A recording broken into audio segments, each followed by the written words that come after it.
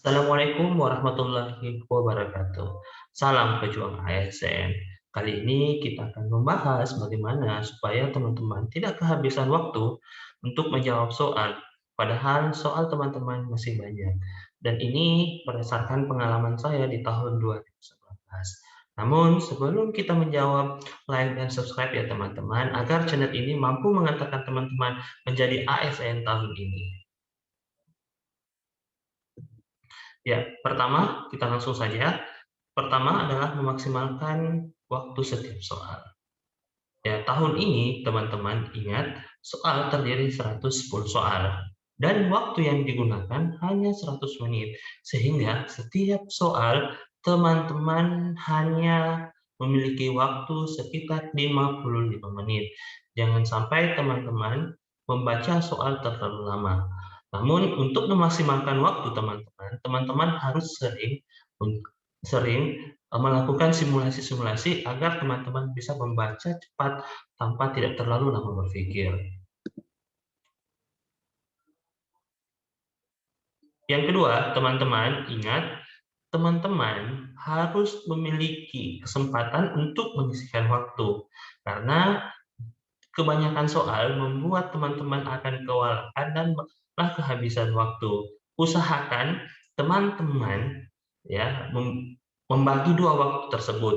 Jadi 85 menit untuk mengerjakan semua soal-soal teman-teman, 15 menit bisa digunakan untuk mereview soal-soal yang belum terjawab atau teman-teman yang mungkin kesulitan di dalam menjawab bisa direview di 15 menit terakhir.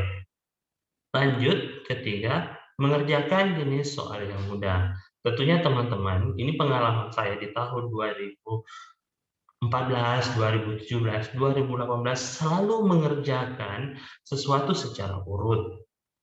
Ya, padahal seharusnya saya harus mengerjakan sesuatu yang mudah yang dapat membangkitkan semangat. Dan teman-teman perlu tahu, soal yang mudah menurut saya, mudah dan butuh keseriusan, yaitu soal tes kepribadian. Di mana soal tersebut harus hati-hati dalam mengerjakannya. Pengalaman 2018 saya gagal karena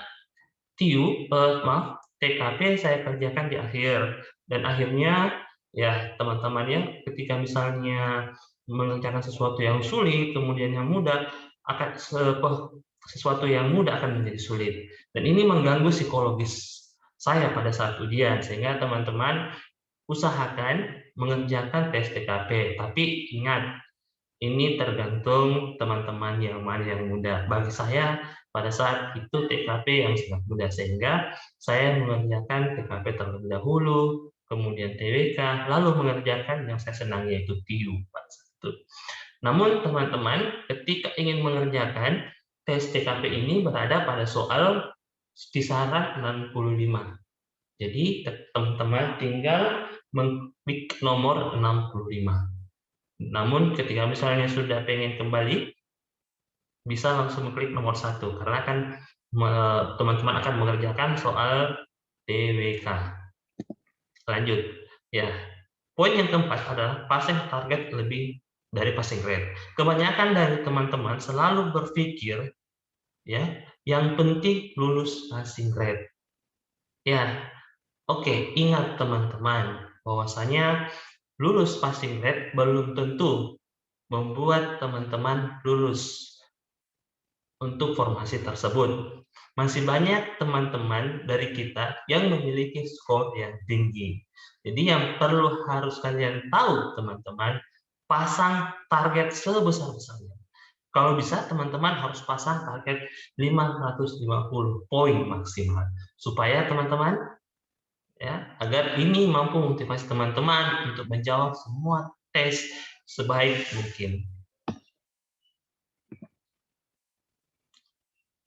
Yang kelima, mudah kerjakan, sulit tinggalkan. Artinya teman-teman, kalian harus tahu bahwa semua soal memiliki bobot soal. Jangan sampai teman-teman kebanyakan ya, yang mengerjakan secara urut akan berusaha menjawab soal sebelum menjawab soal yang lain, sehingga dia akan kehabisan waktu. Dan ini di pengalaman 2018 saya lakukan ternyata memang menguras waktu dan akhirnya waktu untuk TKP pada saat itu hanya 20 soal. Saya tidak sempat lagi untuk mereview. Namun ya teman-teman, jadi ketika mendapat soal yang sulit tinggalkan saja. Nanti ada waktu review kita bisa kembali kembali untuk fokus menyelesaikan soal-soal yang belum terjawab. Lanjut,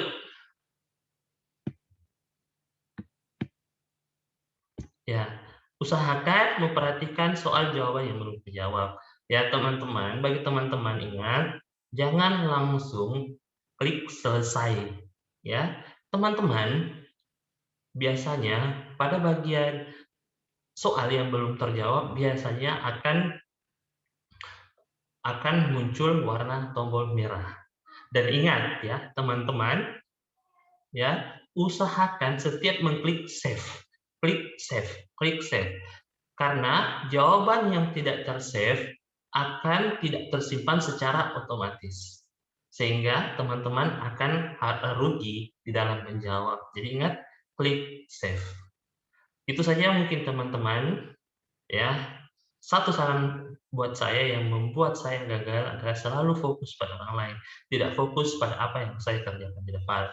Padahal di depan lebih menunggu saya daripada di luar. Jadi ingat saat mengerjakan soal, fokus di depan mata Anda, bukan pada orang lain. Sekian pembahasan kita kali ini, mudah-mudahan nanti saya bisa berbagi pengalaman lagi di lain kesempatan.